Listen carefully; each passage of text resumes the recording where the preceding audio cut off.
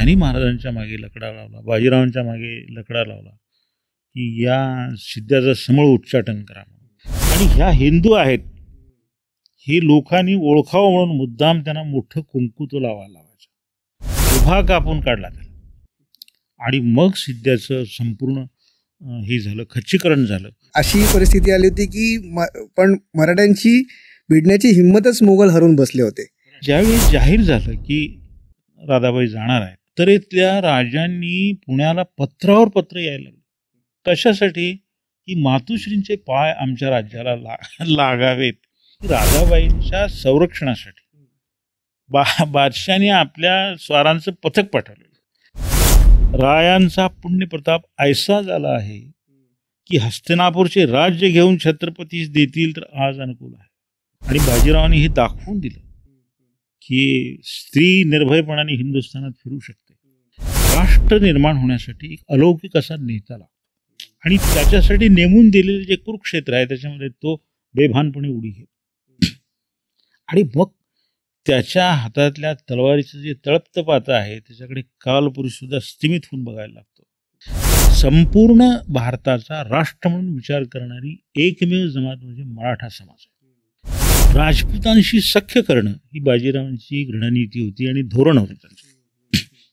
हा जो स्वाभिमानाचा स्फुल्लिंग आहे तो छत्रपती शिवाजी महाराजांनी आग्रा दरबाराच्या भेटीमध्ये जो एकदा पेटवला होता तो वारंवार असा मराठा वीरांच्या अंतःकरणामध्ये पेटलेला तुम्हाला दिसतो. अगा तुम्ही वक्त की गर्दिशों का गम न करो, हौसले मुश्किलों में पलते हैं. आणि मग बाजीरावांनी थेट दिल्लीवर धडक द्यायची योजना मांडली.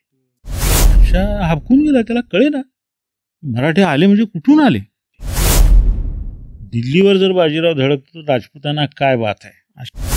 बादशाही चालवणं हे छत्रपतीच्या प्रधानाचं कर्तव्य होतं काय. दिल्ली जिंकणं, दिल्ली जाळणं हा मुळात बाजीरावांचा हेतूच नव्हता. घोरपडीला दोर बांधुनी पहाड दुर्घट चढलेले, तुटून पडता मस्तक खाली धुंद धडाने लढलेले.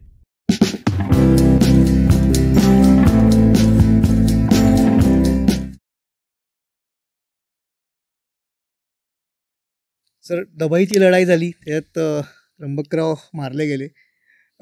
गृहकलमुळे ही लढाई झाली.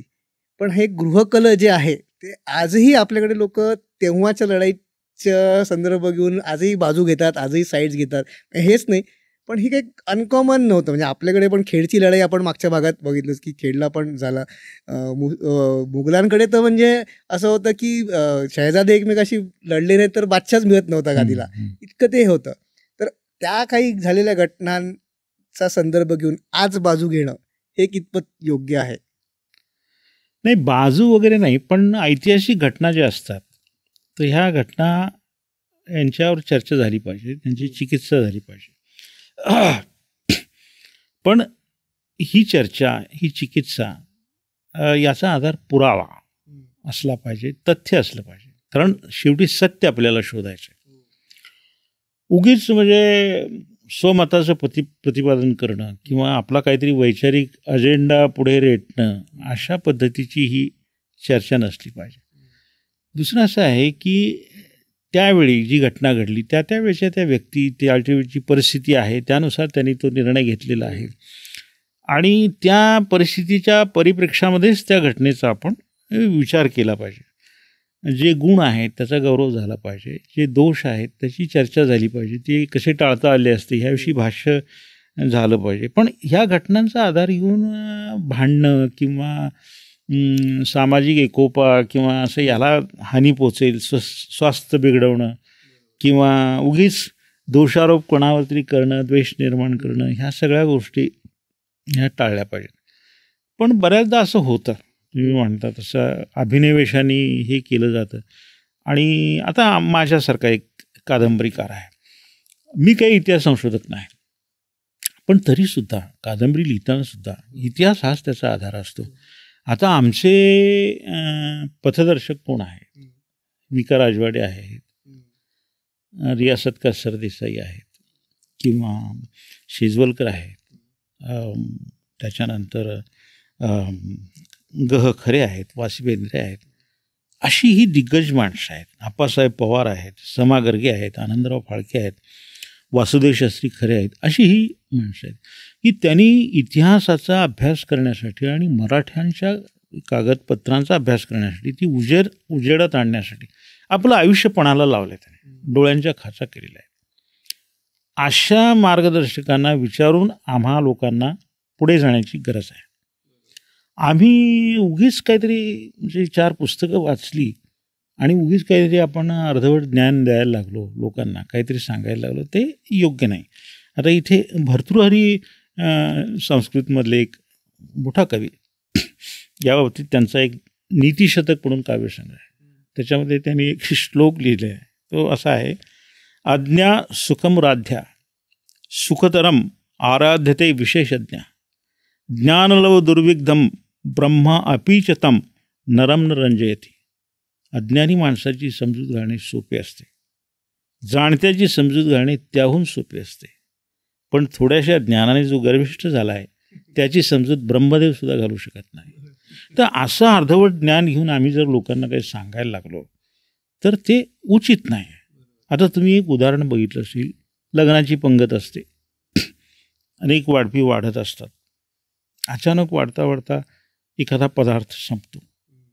ते वाढपी काय करतात, चलाक वाढपी असतात काही, त्या पदार्थामध्ये पाणी घालतात आणि तो पदार्थ वाढवतात आणि वाढायला लागतात, पण त्याला चव नसते.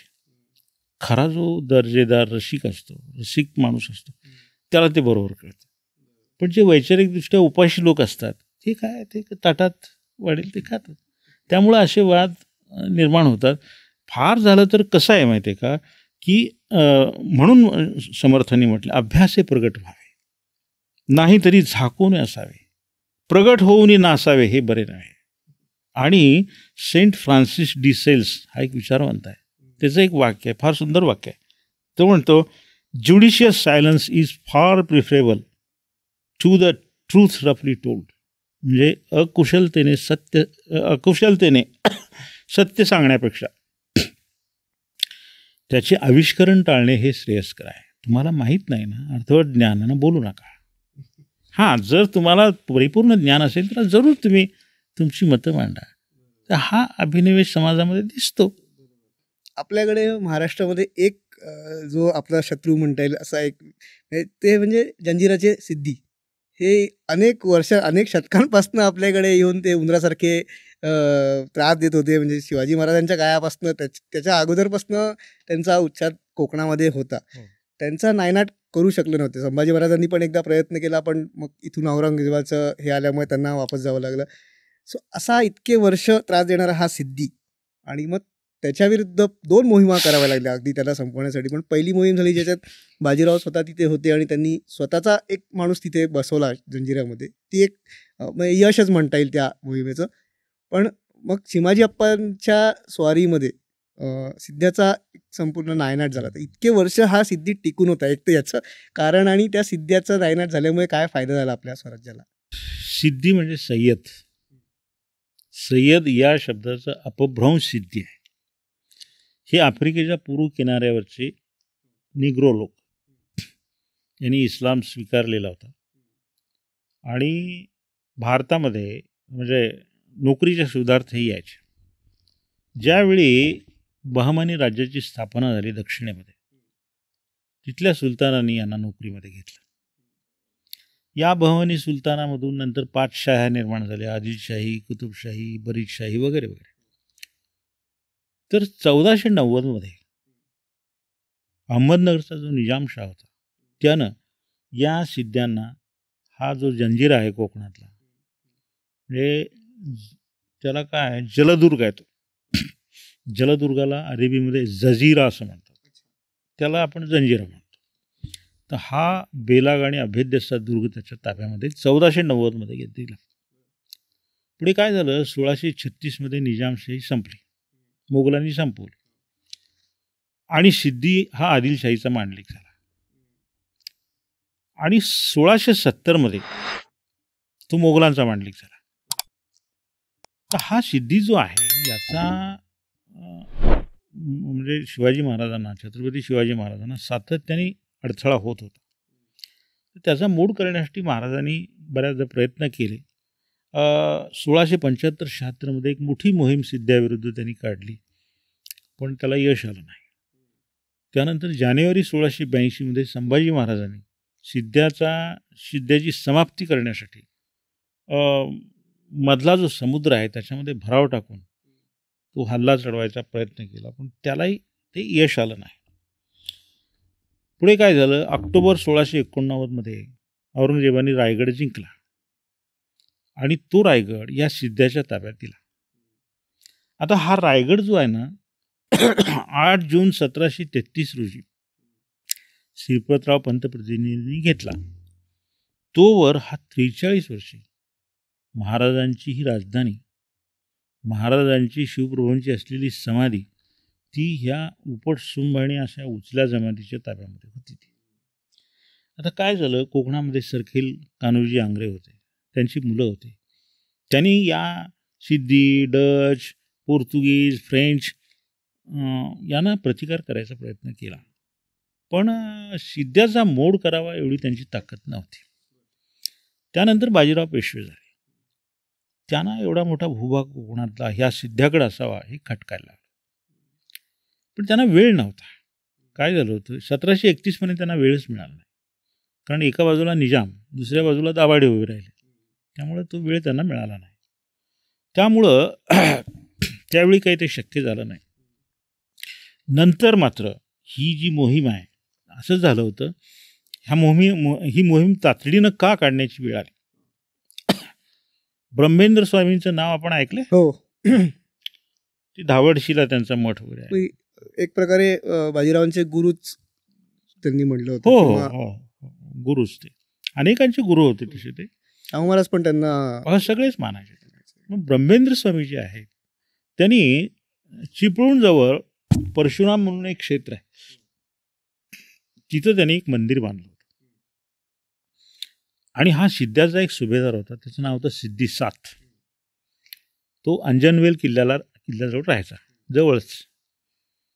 यानं काय केलं की एक दिवस त्या स्वामी म्हणजे कर्नाटकात खाली गेलेला असताना यानं त्या परशुराम क्षेत्रावर हल्ला चढवला आणि ते मंदिर सगळं उद्ध्वस्त केलं.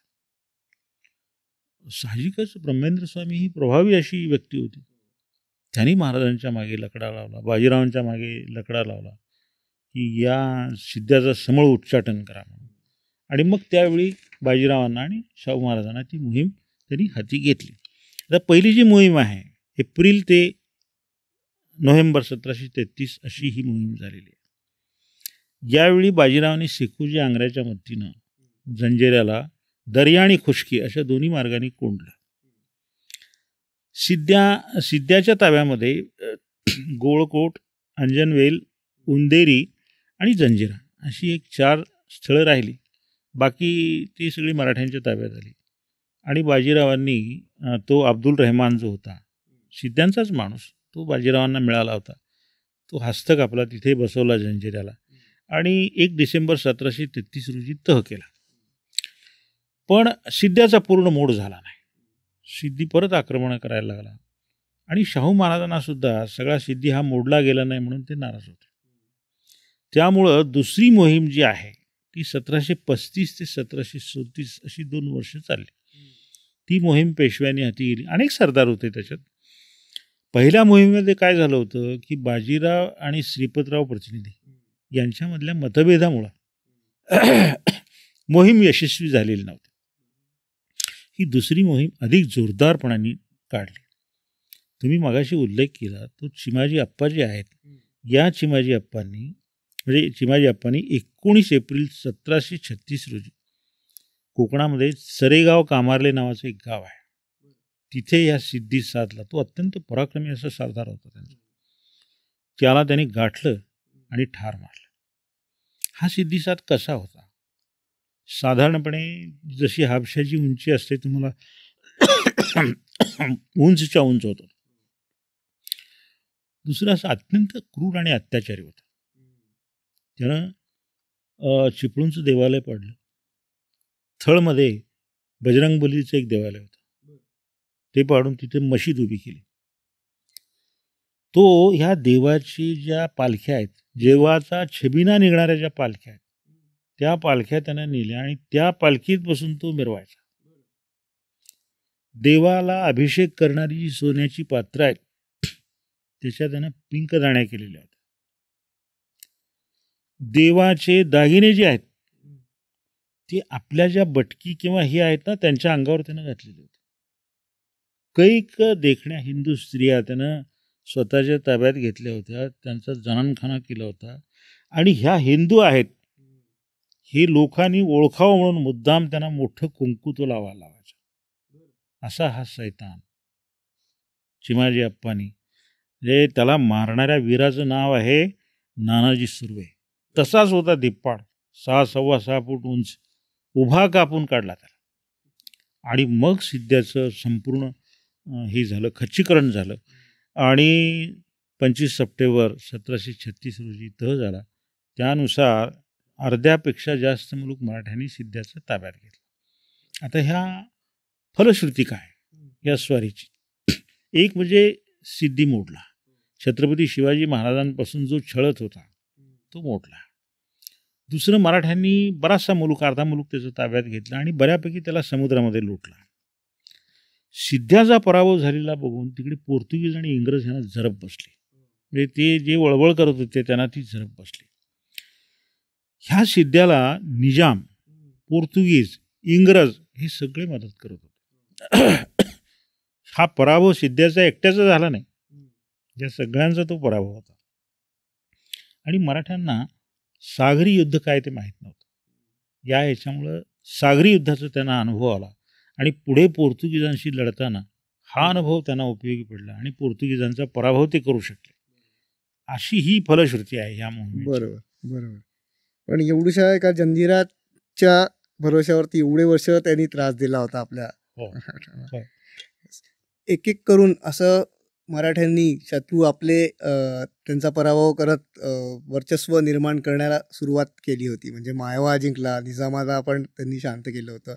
एक पुढे लिहिलं की अशी परिस्थिती आली होती की पण मराठ्यांची भिडण्याची हिंमतच मोगल हरून बसले होते. खरं आहे.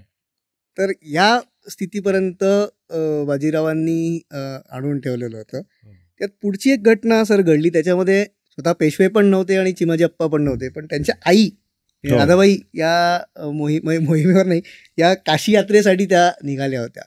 आणि त्या काशी यात्रेला निघाल्यावरती आधी राजपुतानाला गेल्या आणि तिथून मग पुढचा त्यांचा खर्च अहमदशाह बंगशने केला, जो शत्रू होता मराठ्यांचा, ज्याचा पराभव बाजीरावांनी केला होता. त्याच्यात एक हे काय म्हणतात त्याला, ह्याच्यातनं काहीतरी एक वेगळं जे मराठ्यांची ताकद निर्माण झाली आहे ही दिसून येते. नाही, ताकद तर होतीच. कसं आहे की राधाबाईंनी तीर्थयात्रेचा मनोदय जाहीर केला त्यावेळी बादशाह, मोगल आणि मराठ्यांच्या लढाया सुरू होत्या. आणि अशा धामधुमीच्या परिस्थितीमध्ये मातोश्रींना तिकडे पाठवू नये असं चिमाजी अप्पांचं मत होतं. पण बाजीरावांचा विश्वास इतका दांडगा होता की माझ्या मातोश्रीला म्हणजे कोणी उपसर्ग देण्याची कोणाची ताकद नाही हे त्यांना माहीत होतं. त्यामुळं त्यांनी सरळपणाने सांगितलं की करा तुम्ही मातोश्री यात्रा. आणि ज्यावेळी हे जाहीर झालं की राधाबाई जाणार आहेत त्यावेळी बघा तुम्ही, उत्तरेतल्या राजांनी पुण्याला पत्रावर पत्र यायला लागले. कशासाठी? की मातोश्रींचे पाय आमच्या राज्याला लागावेत यासाठी पत्रावर पत्र यायला लागले. आणि फेब्रुवारी 1735 राधाबाई निघाल्या. आधी त्या उदयपूरला गेल्या. उदयपूरचा राणा जो आहे जगतसिंग, त्यानं राधाबाईंचं स्वागत केलं. अमूल्य भेटी त्यांनी भेट दिल्या. त्यानंतर त्या जयपूरला गेल्या. सवाई जयसिंगांनी आग्रहाने 2 महिने ठेवून घेतले. त्यानंतर त्या पुढच्या यात्रेला निघाल्या. मग त्या मथुरा, वृंदावन, कुरुक्षेत्र अशा त्यांनी यात्रा केल्या. आणि सांगायची गोष्ट अशी आहे की राधाबाईंच्या संरक्षणासाठी बादशाने आपल्या स्वारांचं पथक पाठवलेलं. पुढे मग आता प्रयाग आहे, काशी आहे, हा सगळा प्रदेश बंगशच्या ताब्यात होता आणि पुढे तिथे जायचं होतं. बाजीरावांनी फक्त बंगशला एक पत्र लिहिलेलं होतं, महम्मद खान बंगशला, की आमच्या मातोश्री तुमच्या राज्यामध्ये तीर्थयात्रेसाठी येत आहेत, तर आपलं लक्ष असावं. ते पत्र बाजीरावांचं आलं, त्याचा जेवढा बंगशला आनंद झाला, त्यानं आपला दिवाण जो आहे हरिराय त्याला पाठवून दिलं. यमुना ओलांडण्यासाठी नावांची सगळी सोय बंगशने केली. ज्यावेळी राधाबाई आल्या त्यावेळी 2000 स्वार घेऊन बंगश त्यांना सामोरा गेला. आई ए मा साहेब म्हणून त्यानं स्वागत केलं. त्यांच्या राहण्याची व्यवस्था केली. वाट खर्चासाठी राधाबाईंना 1000 रुपये दिले आणि विकेशा स्त्रीला, म्हणजे केस काढलेल्या स्त्रीला, विधवा स्त्रीला वापरता येतील अशी साशाची म्हणजे अलवणी पातळं त्यानं भेट दिली. एवढं करून तो थांबला नाही. आपल्या राज्यातल्या सगळ्या अधिकाऱ्यांना सक्त ताकीद त्यानं दिली होती की जिथे जिथे पेशव्यांच्या मातोश्री येतील तिथे तिथे त्यांचं स्वागत, त्यांची सगळी व्यवस्था झाली पाहिजे. आता हे कसं आहे माहिती आहे का, हे एक वकिलाचं पत्र आहे. हा सदाशिव बल्लाळ नावाचा वकील आहे. हा बाजीरावांना फार महत्त्वाचं पत्र आहे. बाजीरावांना पत्र लिहितो. 1 ऑक्टोबर 1735 हे पत्र आहे. काय पत्र आहे? तीर्थरूप मातोश्री समागमे मथुरे पावे तो होतो. तेथे वर्तमान ऐकले की महम्मद खान बंगश 5000 स्वारानिशी आहे. म्हणजे आता बंगशच्या प्रदेशात जायचं. कित्येक लोकांना वसवास म्हणजे भीती घातल्याबद्दल, म्हणजे भीती घातली, हो तो बंगशचा प्रदेश आहे, बाजीरावांचा शत्रू, भीती घातल्याबद्दल मजला मातोश्रीबाईंनी आग्र्या पावित समागमे नेले. हरप्रसाद बंगशचे दिवाण आम्हास येऊन यमुना पार उतरून नवाबाचे भेटीस घेऊन गेले. नवाबाची भेटी घेतली तेव्हा बहुत संतोषी झाले की रायाने आम्हा स्मरण करून पत्र लिहिले व आमचे भरवशावर पाठवले, तर त्यांची मातोश्री व आमची 2 नाही. हरप्रसाद दिवाण याचबरोबर 1000 रुपये नकद व 5 साशाची वस्त्रे, बादली वस्त्रे मातोश्री कारणे पाठविली व राजश्री बाबूजी नायका समागमे नवाबाच्या भेटीस गेलो. नायकाशी ही स्नेहाची उत्तरे 4 घटका पावे तो स्वामींचा स्तुतिवाद बंगश करत होता. अलीकडे आग्र्यात आलो. तो राय शिवदास, म्हणजे तिथला राय शिवदास यांनी 4 घटका खिलवत केले, म्हणजे गुप्त चर्चा केली. त्यामध्ये हा वकील काय म्हणतो बघा, रायांचा पुण्यप्रताप ऐसा झाला आहे की हस्तिनापूरचे राज्य घेऊन छत्रपतीस देतील तर आज अनुकूल आहे. दिल्ली घेऊन जरी ते म्हणजे जरी छत्रपतींना द्यायची म्हणली तरी ते बाजीरावांना शक्य आहे. केवढा आत्मविश्वास वाढलेला होता ह्याच्यावरून तुम्ही, म्हणजे औरंगजेबाची राजधानी असलेल्या आग्र्यामध्ये त्यांची त्या फिरतात आहे आणि तिथून काशी यात्रेला जातात आहे. काशी म्हणजे काय, आणि बादशाह तुम्हाला सांगतो पुढे काय झालं, काशीहून त्या प्रयागला गेल्या, गयला गेल्या. ही त्रिस्थळी यात्रा कोणी पार पडली? महम्मदशाह बादशाहचे 16,000 स्वार बंदोबस्तासाठी.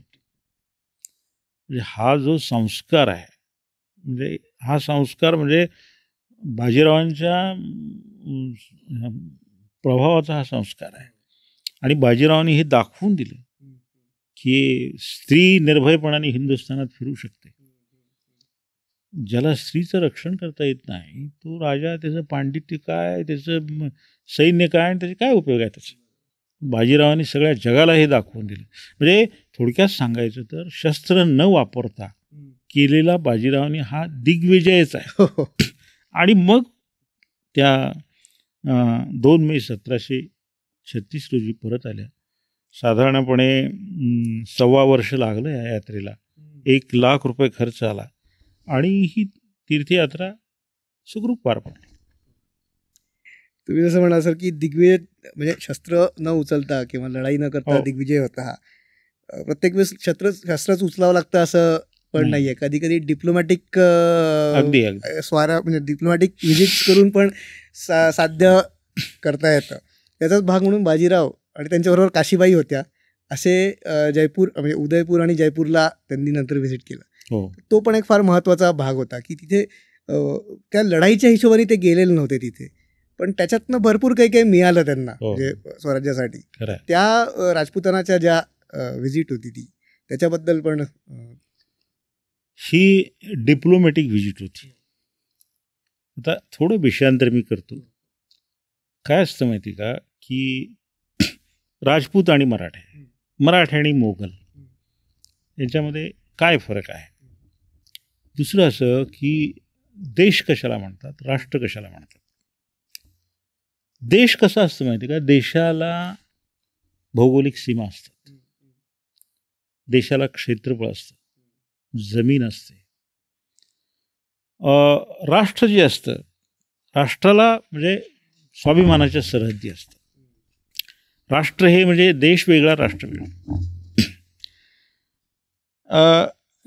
देशामध्ये जमीन असते, पर्वत असतात, नद्या, जंगलं, ह्या सगळ्यांनी देश बनलेला असतो. राष्ट्रामध्ये जिवंत मनाची माणसं असतात आणि त्यांच्या आकांक्षा असतात, त्यांचा अभिमान, स्वाभिमान, निष्ठा, ह्या सगळ्या गोष्टी राष्ट्रामध्ये असतात. लक्षात घ्या, देश असेल नसेल पण राष्ट्र असतं. जुना देश नव्हता पण राष्ट्र म्हणून ते सगळीकडे होते. ते तसं राष्ट्र ही अशी एक भावना असते. या भावनेतून कदाचित इतिहास घडतो आणि देशाच्या भौगोलिक सीमाही कदाचित बदलतात. याच भावनेतून देशाला भूगोल असतो तर राष्ट्राला इतिहास असतो. माणसाने आपल्या पराक्रमाने तो इतिहास, त्याच्यातून राष्ट्र निर्माण केलेलं असतं.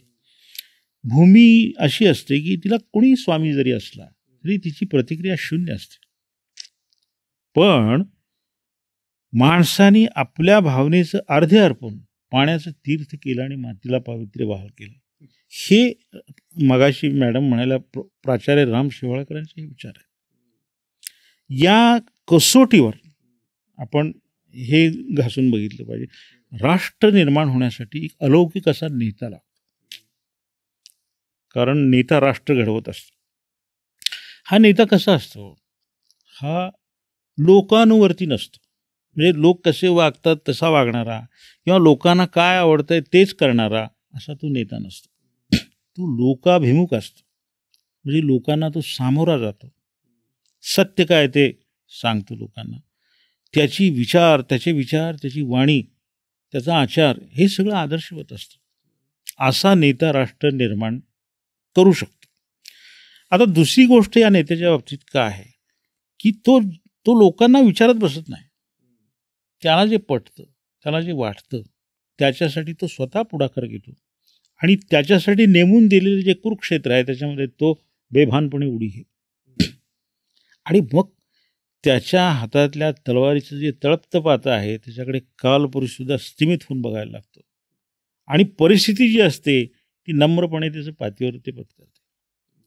पण ह्या नेत्याला एक गोष्टीची जाणीव असते की मी हे कोणासाठी करतो, मला हे जनतेसाठी करायचं. आणि मग तो पथप्रदर्शक नेता असतो. तो वाट शोधतो, जर वाट नसेल तर वाट निर्माण करतो आणि लोकांना तो आपल्याबरोबर घेऊन जातो. आणि तो लोकांना सतत सांगत असतो, काय सांगत असतो की जब मैं चलूं तो साया भी अपना साथ न दे. मी जर एकटा चालायला लागलो तर माझी सावलीसुद्धा माझ्यासोबत येणार नाही. जब मैं चलूं तो साया भी अपना साथ न दे, जब तुम चलो जमीन चले आसमान चले.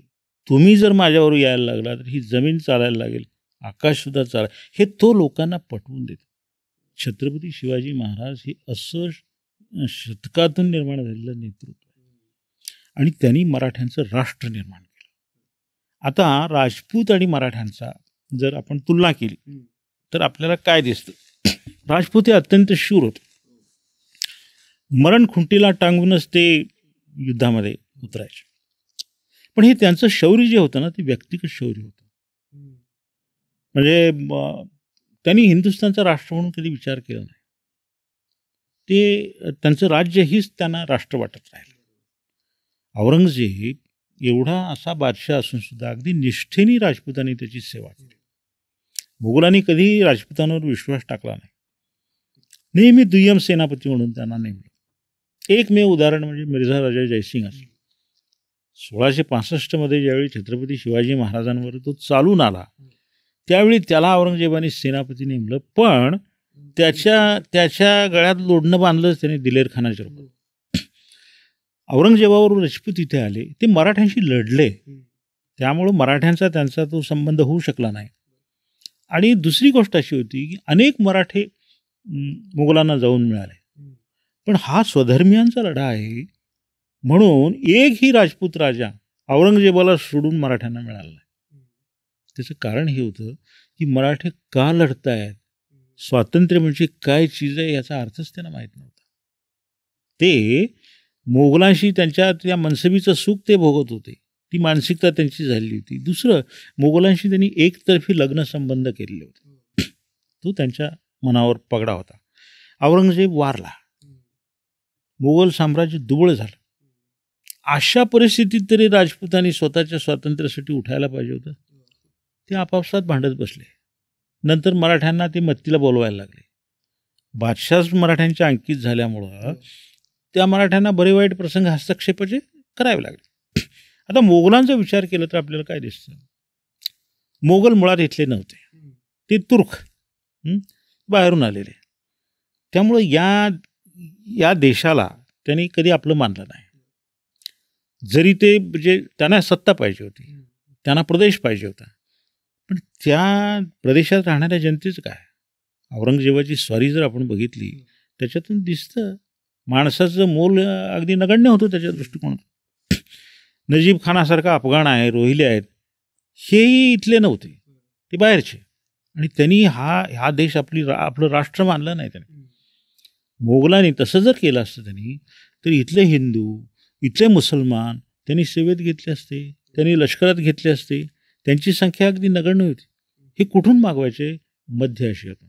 म्हणजे येणारे सगळे तुर्क, येणारे सगळे इराणी, हे लोक यांना चालायचे. त्यामुळं मोगलांनी राष्ट्र मानून या देशाला राष्ट्र कधी मानलं नाही. निजामाने नादिरशहाला बोलवलं, म्हणजे बाहेरच्या लोकांना बोलवायला सुद्धा त्यांना संकोच वाटत नव्हता. या नजीब खानाने अहमदशाह अब्दालीला बोलवलं. त्यामुळे या लोकांनी कधी ह्या देशाला आपलं राष्ट्र मानलं नाही.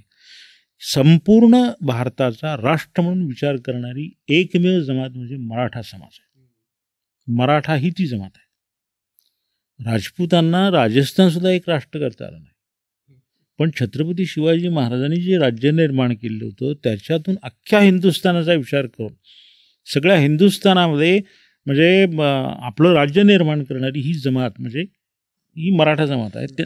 कारण राष्ट्र याचा अर्थ त्यांना त्यांच्या हृदयामध्ये कोरला गेलेला होता. आता एक उदाहरण मी तुम्हाला सांगतो. ज्यावेळी 1758 राघोबा दादा आणि मल्हारराव होळकर यांनी दिल्ली जिंकली आणि ते लाहोरला गेले. आता हा अहमदशाह अब्दाली एप्रिल 1757 दिल्ली नुकताच लुटून गेला होता आणि लाहोरपर्यंत आणि सगळा सरहिंदपर्यंतचा मुलूक त्यानं जिंकलेला होता. आपला मुलगा तैमूर शाह आणि त्याच्या मतीला एक जहान खान नावाचा सेनापती त्यानं लाहोरला ठेवला होता. मराठ्यांनी त्याला पळवून लावलं, अटकपर्यंतचा प्रदेश ताब्यात घेतला. मराठ्यांचं हे यश बघून इराणचा जो शाह होता त्यावेळेचा, त्या इराणच्या शहाला वाटलं मराठ्यांची मदत घ्यावी, कारण तो अब्दालीचा शत्रू होता. तिने एक पत्र पाठवलं राघोबा दादांना.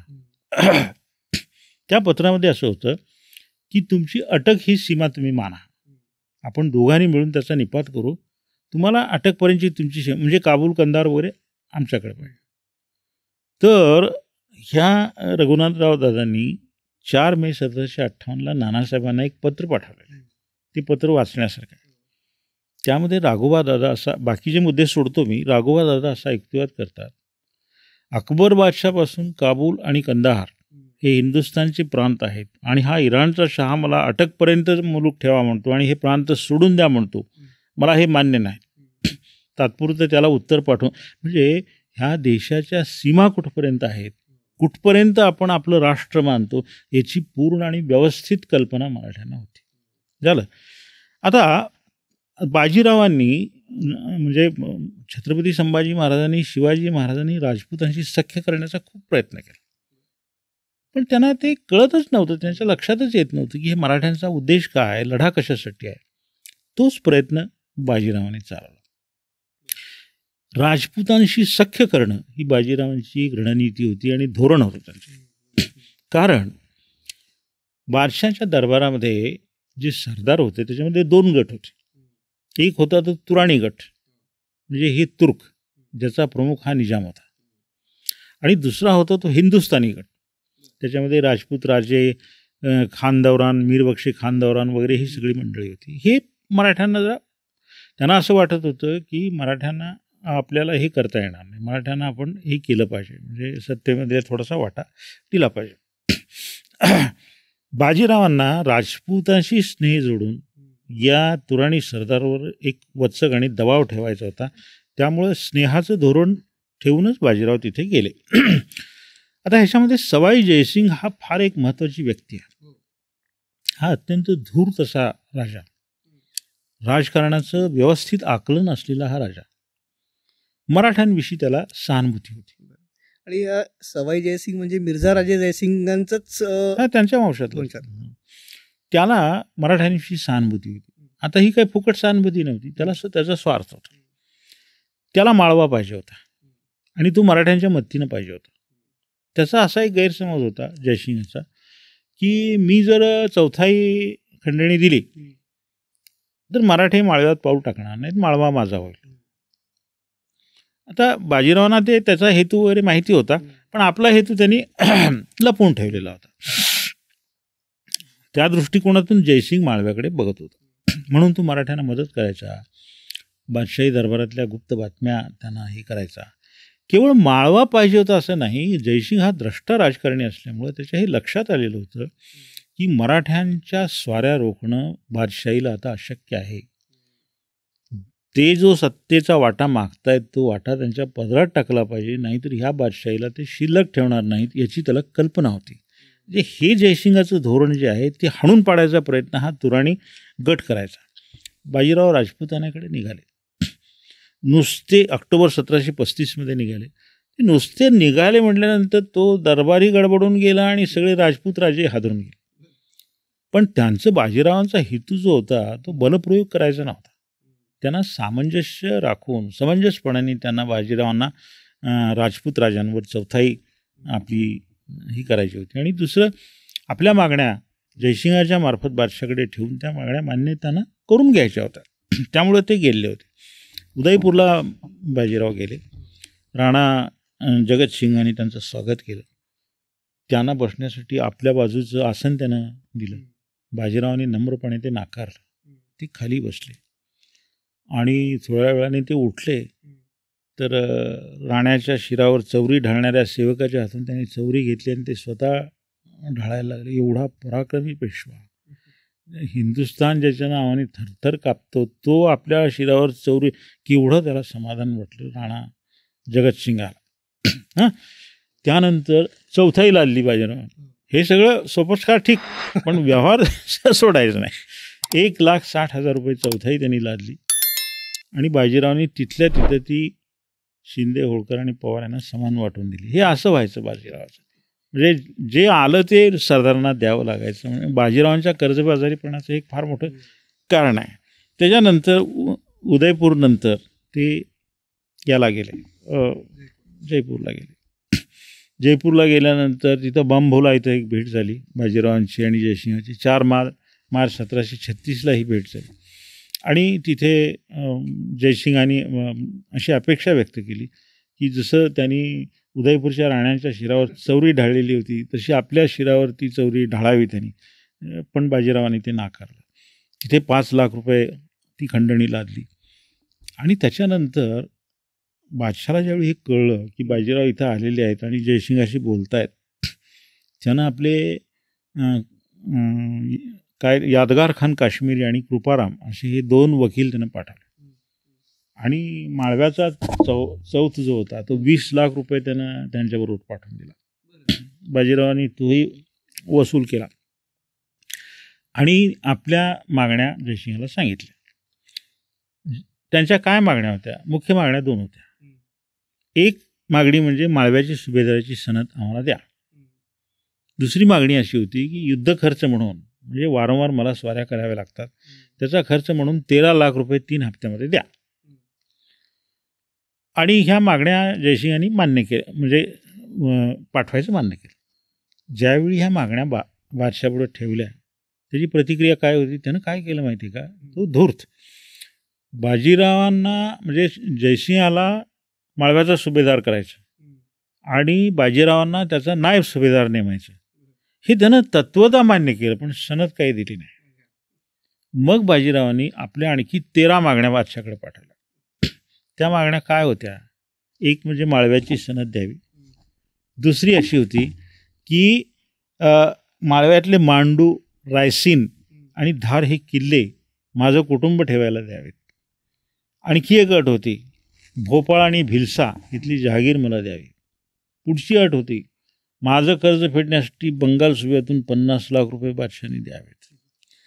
पुढची मागणी त्याच्या अशी होती की दख्खन सुभ्यामध्ये मला 50 लाखाची जहागीर द्यावी.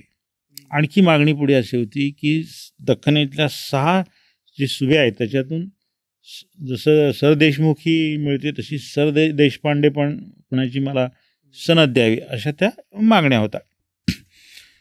बादशाहांनी त्यातल्या कुठल्याच मागण्या मान्य केल्या नाहीत. कारण ते लक्षात घ्यायला पाहिजे इथे की बाजीराव नुसता चौथ मागत नाहीत. माळवा, बंगाल आणि ह्या 6 सुभ्यांची ती मालकी मागितल्यासारखं बादशाहाला वाटलं. त्यामुळे त्यानं कुठल्याही मागण्या मान्य केल्या नाहीत. आता इथे एक बाजीरावांनी विशेष अट घातली. त्याच्यामधली बाजीराव बादशाहाला असं म्हणतात की मी तुझ्या भेटीला येईन. म्हणजे त्यानं आग्रह धरला होता ना, आमच्या भेटीला या, आमच्या भेटीला. तर त्यावेळी बाजीरावांनी असं सांगितलं की मी भेटीला येईन, पण ती भेट तुझ्या दरबारात येऊन घेणार नाही. तिकडून तू ये, इकडून मी येतो, मध्ये छावणी मध्ये शामेना टाकून मी तुझी भेट घेईन. याचा अर्थ असा आहे की मी छत्रपतीचा पंतप्रधान आहे, तुझा नोकर नव्हे, तुझा मनसबदार नव्हे, तुला कशाला भेटी दरबारात.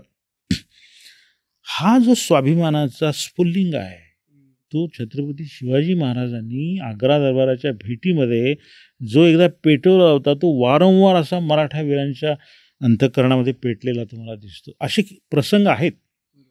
आता डिसेंबर 1753 मल्हारराव होळकरांचा मुलगा खंडेराव होळकर हे दिल्लीला गेले. मल्हाररावांनी त्यांना मतीला पाठवलं होतं. तिथे बादशाची भेट घ्यावी म्हणून त्यांना आग्रह करण्यात आला. सगळीकडून आग्रह झाल्यानंतर ते गेले. तिथे गेल्यानंतर त्याला ते बादशाहांना नजर करणं हा एक प्रकार असतो ना, काहीतरी भेट. त्यांना विचारलं खंडेरावांना की तुम्ही नजर म्हणून काय आणलंय? हेट म्हटलं, मी तसाच आलोय म्हटलं, ते मी काय नजर बिजर आणलेली नाही म्हटलं. त्या बादशाच्या वजीरला स्वतःकडची 24 सोन्याची नाणी समोर ठेवावी लागली आणि बादशाला सांगावं लागलं की खंडेराव होळकर यांनी 24 नाणी अर्पण केलेली आहे. बादशाने त्यांना एक तलवार भेटली. खंडेरावांनी आग्रह धरला की वजीरांनी स्वतः येऊन माझ्या कमरेला ती बांधावी. म्हणजे हे जे काय आहे ते मानायलाच तयार नव्हते बादशाला. आणि मी तुम्हाला मगाशी सांगता सांगितलं की मराठ्यांचा जो धर्म होता ना, म्हणजे 2 धर्म मराठी पाळत होते. एक म्हणजे ईश प्रणित धर्म, त्यांचा काय असेल तो हिंदू धर्म आपला. दुसरा जो होता तो महाराष्ट्र धर्म. आता हा महाराष्ट्र धर्म काय आहे की समर्थ रामदासांनी एका ओळीमध्ये त्याचं सार सांगितलेलं आहे. ते म्हणतात, मराठा तितुका मेळ व्हावा, आपुला महाराष्ट्र धर्म वाढवावा, ये विशी न करिता तकवा पूर्वज असते. ह्याच्यामध्ये दोन शब्द फार महत्त्वाचे आहेत. मराठा तितुका मेळावा.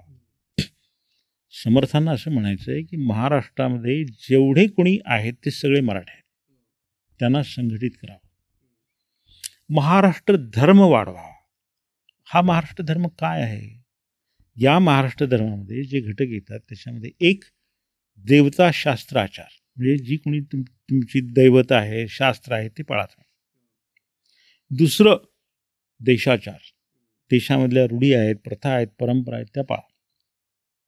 तिसरं कुलाचार, म्हणजे तुमचं कुळ आहे त्याच्या काही रूढी प्रथा परंपरा आहेत त्या पाळा. आणि चौथं जे आहे ते ज्ञाती आचार, तुम्ही ज्या जातीमध्ये जन्म घेतला आहे त्या जातीच्या काही प्रथा असतील त्या तुम्ही पाळा. या 4 गोष्टींचं मिश्रण याच्यामध्ये होतं. या महाराष्ट्र धर्माचा जो ईशप्रणित धर्म आहे त्याच्याशी अर्थार्थी काही संबंध नाही. हा जो धर्म आहे तो राजकीय आणि सामाजिक उत्थानासाठी ही झालेला धर्म आहे. विका राजवाडे, इतिहासाच्या विका राजवाडेंनी याची 4 लक्षणं सांगितली. पहिलं म्हणजे मराठ्यांनी ऐश्वर संपन्न व्हावं. म्हणजे त्यांनी राज्य जिंकावं, संपत्ती निर्माण करावी, सगळं काही करावं त्यांनी. दुसरं तत्व आहे प्रपंच त्यांनी नेटका करावा. तिसरं तत्व असं आहे की त्यांनी संघटन करावं, लोकजागृती करावी. आणि चौथं तत्व असं आहे त्यांनी नेहमी प्रयत्नवादाची उपासना करावी, नेहमी प्रयत्नवादाची कास धरावी, प्रयत्न करावेचच त्यांनी. बघा तुम्ही, म्हणजे मराठ्यांच्या स्वराज्यावर म्हणा, याच्यावर म्हणा, किती वाईट प्रसंग आले, म्हणजे धोक्याच्या धारेतूनच मराठे चालत होते. अशा वेळी माणूस दैववादी होतो. सतत सतत संकट यायला लागली की माणूस विचार करतो, अरे देवा, हे काय आहे माझ्यावर. शेवटी तो देवावर किंवा दैवावर सोपवतो. पण मराठे असे कधीही दैववादी झाले नाहीत. त्यांचं एकच तत्व होतं की तत्वासाठी माणूस निर्माण झालेला नाही, माणसासाठी तत्वे निर्माण झालेली आहेत. त्यांच्या व्यवहाराला जे तत्व आड यायचं ते त्यांनी खुशाल झुगारून दिलं. हा सगळा महाराष्ट्र धर्माचा प्रभाव आहे. त्यामुळं राजपूत आणि मराठे यांची जर तुलना आपण जर केली तर त्याच्यामध्ये राजकीय दृष्टिकोन जो आहे, अधिक क्लिअर दृष्टिकोन जो आहे तो मराठ्यांचा दिसतो. आणि मग ही बाजीरावांनी ही विशेष अट घातली. या राजपुतांना भेटीतून फार काही साध्य झालं नाही. त्यानंतर बाजीराव ते परत आले, ते शक्तीच्या बळावर आपल्या योजना, आपल्या मागण्या मान्य करून घेण्याचा निर्धार करूनच ते परत आले. सर, सुरुवात केली होती 2-2.5 जिल्ह्यांपासून. आपण असं म्हटलं की 2-2.5 जिल्हे पण नाही, अगदी सातारा आणि त्याच्या आजूबाजूचे जो परिसर होता तिथपासून सुरुवात केली होती. अगदी काही वर्षातच बाजीरावांनी एवढं सामर्थ्य मिळवलं की थेट दिल्लीपर्यंत स्वारी ते करून आले. आणि त्याच्यात ते पण दाखवण्यासाठी, म्हणजे सादत खानाने वगैरे बादशाला कळवलं होतं की त्याला चमेली पार आम्ही पळवलं आहे वगैरे असं. आणि ते वाक्य पण खूप छान आहे बाजीरावांचं, शिवाजी अप्पांना लिहिलं की मुलांचं करतात थोडंसं आणि लिहितात फार वगैरे. ते दाखवण्यासाठी थेट दिल्लीत बाजीराव जाऊन पोचले. दिल्लीमध्ये सैन्यासह मराठ्यांची फौज पोचली. हे तुम्ही आता माझं समजणार की महाराष्ट्र धर्म आणि हे राज्य व्हावं ही श्रींची इच्छा. ते श्रींची इच्छा दिल्लीपर्यंत पोचले मराठे त्या काळात. बरोबर. काय महत्व होतं त्या, कारण तुम्ही आता राजपूतांचं पण आत्ता सर बोललात तुम्ही की राजपूत दिल्लीच्या जवळ होते, जाट जवळ होते, शीख जवळ होते, पण मराठे पोचले. नाही, मी तुम्हाला हा दृष्टीतला फरक आहे. हा देश जो आहे हे आपलं राष्ट्र आहे आणि या राष्ट्राचं रक्षण आपण केलं पाहिजे. अखंड राष्ट्राचा विचार करणारी जमात एकमेव आहे मराठा. पानिपतचं युद्ध हे राष्ट्रीय दृष्टिकोनातून झालेलं युद्ध आहे. तो काय म्हणजे अब्दाली आणि मराठ्यांचा संघर्ष नाही आहे. तर आता आपण दिल्ली स्वारीविषयी बोलत होतो की ज्यावेळी राजपुतानाच्या भेटीवर गेले बाजीराव, त्यावेळी त्यांनी बादशाकडे 13 मागण्या केलेल्या होत्या. त्यातली एकही मागणी बादशानं मान्य केली नाही. हे कसं झालं माहिती आहे का? बाजीरावांचं इतकं सामर्थ्य आहे आणि तू कोणतीही मागणी तू मान्य करत नाहीस. म्हणजे एक प्रकारे ते जे सत्तेतला जो वाटा ते मागत होते, तर ते तत्व होतं त्यांचं, तेच बादशाने नाकारलं. आणि म्हणून असं म्हटलेलं आहे की उसूलों पे जहाँ आँच आए तो टकराना जरुरी है. म्हणजे जिथे तुमच्या तत्वावर गदा येते तिथे भिडलं हे पाहिजेच. उसूलों पे जहाँ आँच आए तो टकराना जरुरी है. जो जिंदा हो तो फिर जिंदा नजर आना जरुरी है. तुम्ही जर जिवंत असाल तर मी जिवंत हे पटवून देणं आवश्यक आहे.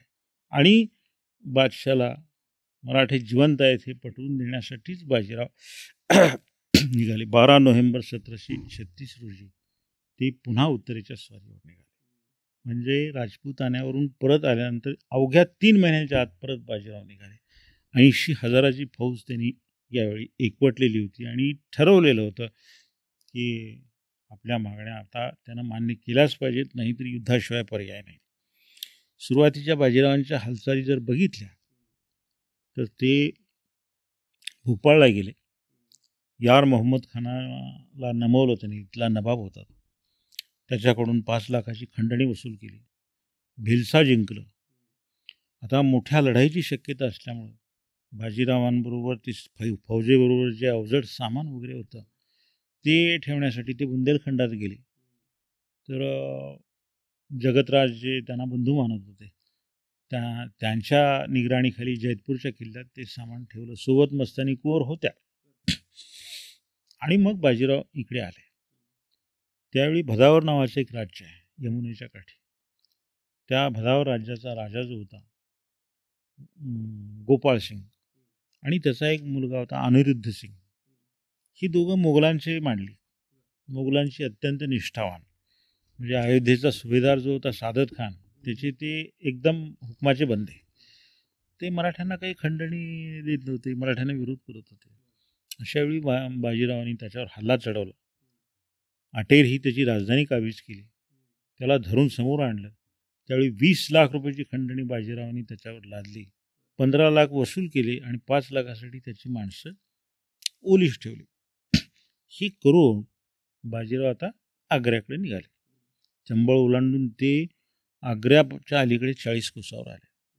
ज्यावेळी बादशाला हे कळलं, म्हणजे त्याने जबरदस्त तयारी केली. त्यानं जो अयोध्येचा सुभेदार होता सादत खान, मीर बक्षी खान दौरान खान म्हणजे हा होता. त्याच्यानंतर वजीर कमरुद्दी खान, मुजफ्फर खान, ह्या सगळ्या खानांना त्याने गोळा केलं आणि मोठी फौज जमवली. तिकडून निजामाला बोलवलं. हा उतावळाच होता. तो बगळ्यासारखा हे करूनच बसला होता. तो सगळी फौज घेऊन तो बुऱ्हाणपूरला आला. म्हणजे बाजीरावांच्या पिछेडीला आला बरं का. फार धोक्याची परिस्थिती आहे. जयसिंहाला सांगितलं. जयसिंग 15,000ची फौज घेऊन निघाला, पण त्याची इच्छा नव्हती बाजीरावाविरुद्ध काय करायची. त्यामुळे टांगळ मंगळ करत तो निघाला. जोधपूरचा राजा अभयसिंग होता. तो 15,000ची फौज घेऊन तो मग तिला. अशी सगळी मिळून जवळजवळ 1.5 ते पावणे 2 लाख म्हणजे फौज बादशाने जमवली. आता बाजीरावांची रणनीती काय होती? पहिली रणनीती की आपल्या फौजेचा धाक घालून आपल्या मागण्या बादशाला मान्य करायला लावायच्या. म्हणजे ही जी पहिली रणनीती होती ती फसली. कारण त्याच्या दुप्पट फौज, बाजीरावांच्या दुप्पट फौज बादशाने उभी केली. दुसरी रणनीती बाजीरावांनी आखली. सेनापती हा लवचिक असावा लागतो, निर्णयशक्ती त्याची फार क्विक लागते. दुसरी रणनीती त्यांनी आखली की जी फौज एकत्र झालेली आहे त्या फौजेमध्ये गोंधळ उडवायचा, प्रत्येकाला वेगवेगळं पाडायचं, विभाजित करायचं आणि एकेकाचा समाचार घ्यायचा. त्या दृष्टिकोनातून बाजीरावांनी सादत खानाला पहिलं टार्गेट केलं. अयोध्येचा सुभेदार तो फौज घेऊन निघाला होता दिल्लीला. त्यांनी काय केलं? मल्हारराव होळकर, सटवोजी जाधव, बाजी भिवराव, त्याच्यानंतर विठोजी बुळे, पिलाजी जाधव, ही सरदार जे आहेत ही दोआबमध्ये पाठवले. दोआब हा त्याचा प्रदेश होता. त्यांनी काही नाही, फक्त तिथे लुटालूट करायची, त्याचं लक्ष इकडे विचलित करायचं असं होतं.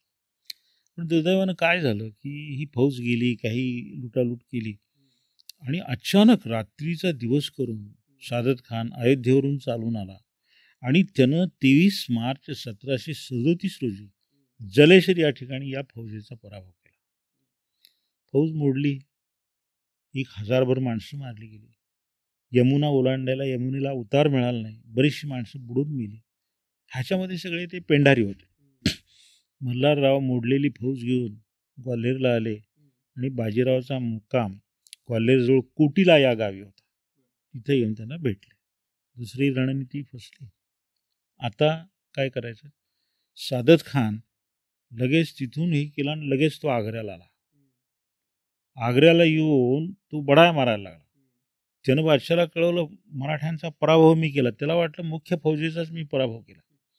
तुम्ही कुणी येण्याची गरज नाही म्हटलं, चंबळेच्या पार मीच हाकलतो त्याला. बादशालाही ते खरं वाटलं. त्यानं त्याचा सत्कार वगैरे केला. आता हे सगळं झाल्यानंतर बाजीरावांनी काय केलं? थोडी माघार घेतली. म्हणजे त्यांचा गैरसमज आणखी वाढवण्यासाठी थोडी माघार घेतली. मग तर त्यांना असं वाटलं की आता बाजीरावाची काही हिंमत होणार नाही. हा आता दख्खनेमध्ये परत जाईल. तिकडे निजाम सरसावून बसला. परत आला की मी त्याचा समाचार घेईन. आता धोक्याची पातळी बघा काय. फार मोहीम ही स्ट्रॅटेजिकदृष्ट्या फार महत्त्वाची मोहीम. धोका असा निर्माण झाला की समोर जवळजवळ $2.25 लाख फौज थांबली. ते चालून निघालेले होते. काय झालं की सादत खान हा आग्र्याला येऊन थांबल्यानंतर तो आग्र्यावरून मथुरेला आला. तिकडून दिल्लीवरून हा खान दौरान जो आहे मीर बक्षी, तो 30-40 हजाराची फौज घेऊन आला आणि मथुरेला हा सादत खान आणि खान दौरान यांची 1.5 लाखाच्या जवळपास फौज मथुरेला थांबली. वजीर कमरुद्दीन खान जो होता तो दिल्लीवरून फौज घेऊन साधारणपणे 50 हजाराची फौज घेऊन निघाला आणि दिल्लीपासून 60 कोसांवर कमान पहाडी नावाचं एक गाव होतं, तिथे तो थांबला. म्हणजे कसं, मथुरा या बाजूला, कमान पहाडी या बाजूला, आणि अशा पद्धतीनं दिल्लीची दिशा त्यांनी पूर्णपणे बंद करून टाकली. हे आता धोका असा निर्माण झाला की जर आता माघार घ्यायची तर ते मागे लागणार, पुढे निजाम बसलेला आहे. आणखी एक धोका त्याच्यामध्ये असा झाला की मराठ्यांचा जवळजवळ पराभव झालाच असं समजून मराठ्यांचे मांडलिक झालेले, त्यांना खंडणी देणारे उत्तरेतले माळव्यातले हे जे राजे जमीनदार होते ते शेफारले. त्यांनी ते लगेच रंग दाखवायला सुरुवात केली की मराठे पराभूत झाले. अशा पद्धतीनं आता ह्या सगळ्या याच्यातून मार्ग काढण्याची आवश्यकता होती.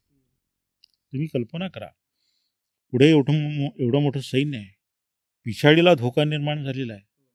एखादा लेचापेचा जर सेनापती असताना त्याचं काळीज असं हादरून गेलं असतं आणि तो मागेच पळत सुटला असता.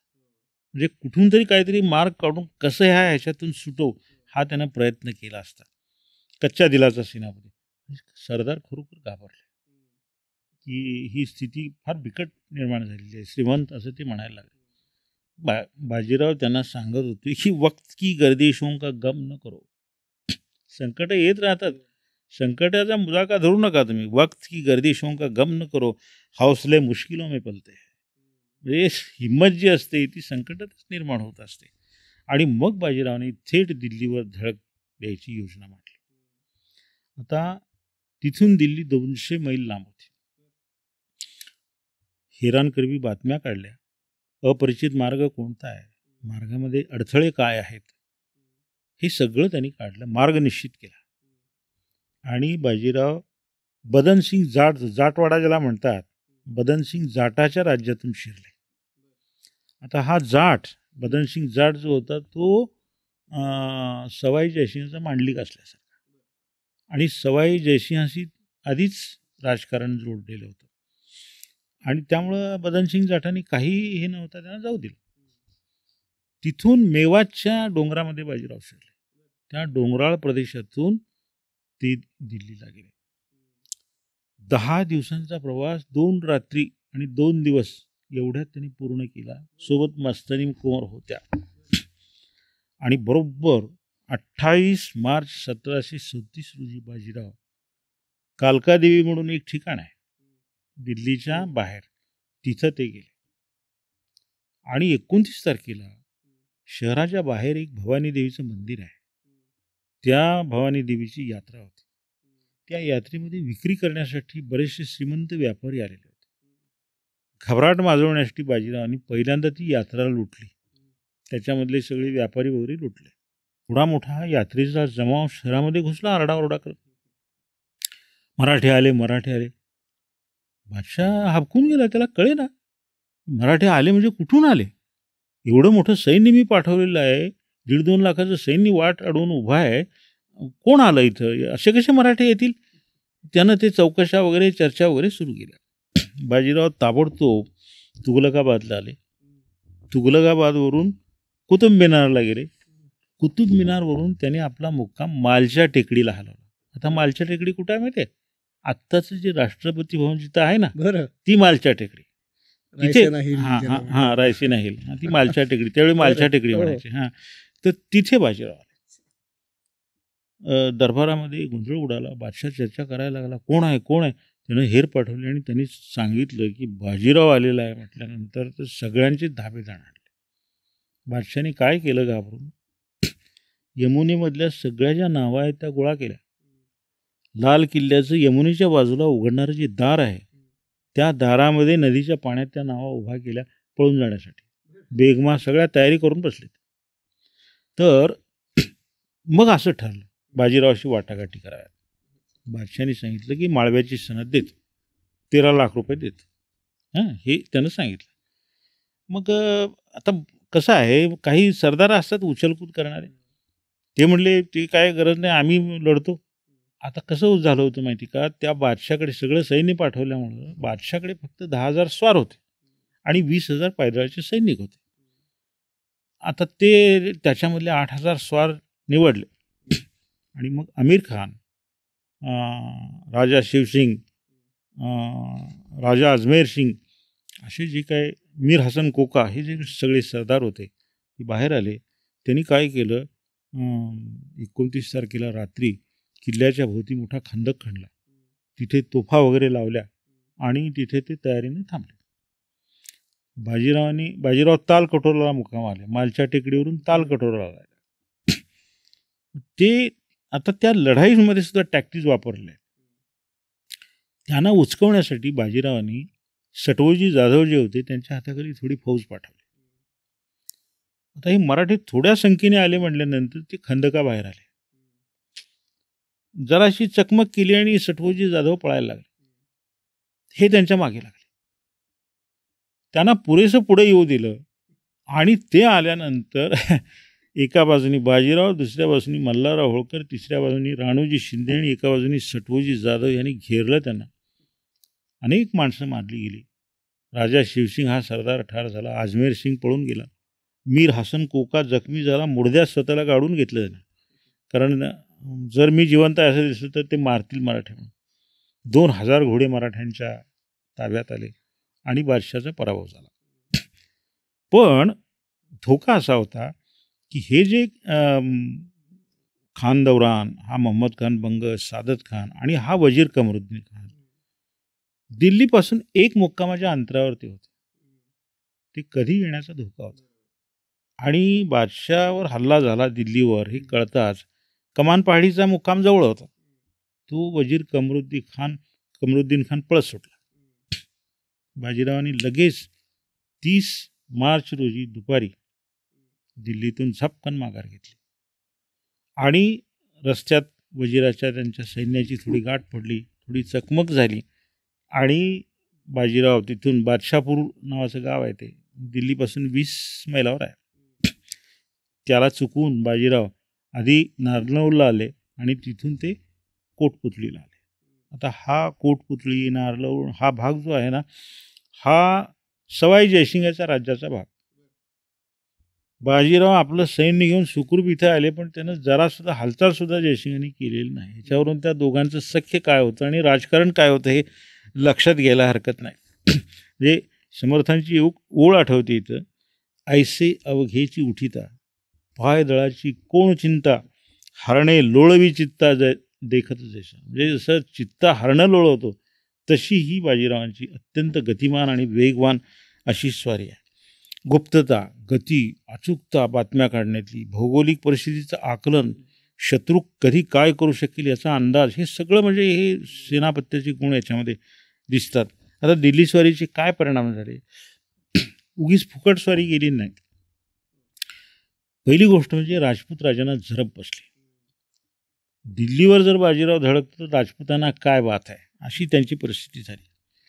हे मराठ्यांना म्हणजे चौथाई न देणारे हे माळव्यातले जे आता वळवळ करायला लागलेले होते सगळे जहागीरदार वगैरे, ते ताबडतोब थंड झाले. दरबारातला जो तुराणी सरदारांचा गट होता तो तोंडावर आपटला, तोच विरोध करत होता. आणि जो हिंदुस्थानी सरदारांचा गट होता त्याचा भाव तो वाढला. सादत खानाची अशी फजिती झाली की त्या म्हणजे बादशाहाने त्याला समोरसुद्धा येऊ दिलं नाही. त्याला तसंच त्या अयोध्येला हाकलून लावलं. सवाई जयसिंग जो आहे त्याच्याविषयीचा संशय वाढला त्यांचा, पण त्याला काही त्याची ती आता पर्वा राहिली नव्हती. आणि बुऱ्हाणपूरला हा जो निजाम वाट बघत बसला होता त्याला हात हलवत परत जावं लागलं. आता याच्यामध्ये काही इतिहासकार असा प्रश्न विचारतात की बाजीराव दिल्लीला गेले, दिल्ली पायाशी लोळण घेत होती, दिल्ली जिंकली का नाही, बाजीराव दिल्ली लुटली का नाही, असा प्रश्न काही इतिहासकार विचारतात. आता त्र्यंश शेजवलकर जे आहेत त्याने असं मत व्यक्त केलेलं आहे.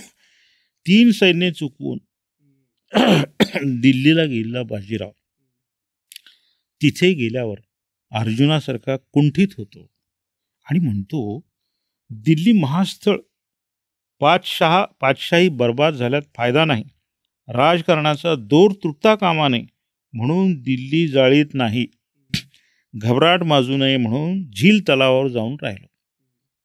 आणि ते प्रश्न असा विचारतात, पातशाही चालवणं हे छत्रपतीच्या प्रधानाचं कर्तव्य होतं काय? त्याचं उत्तर होय असं आहे.